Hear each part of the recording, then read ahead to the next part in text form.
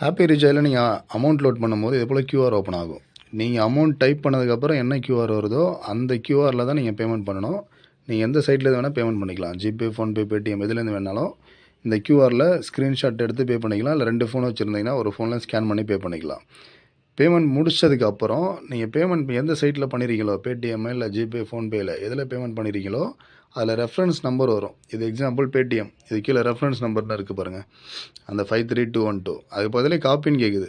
அது just copy பண்ணி வச்சுக்கோங்க. காப்பி பண்ணிவிட்டு இந்த கியூஆர் கோடு கீழே அப்டேட் பேமெண்ட் டீட்டெயில்ஸ் இருக்குது, அதை கிளிக் பண்ணிட்டீங்க அப்படின்னா இது போல் ஒரு பாக்ஸ் வரும். UTR number, enter UTR number. அந்த யூடிஆர் நம்பரில் அந்த காப்பி பண்ணதை பேஸ்ட் பண்ணி சப்மிட் கொடுத்தீங்கன்னா அவ்வளோதான், டேரெக்டாக உங்கள் வேலெட்டுக்கு அமௌண்ட் லோட் ஆகிடும்.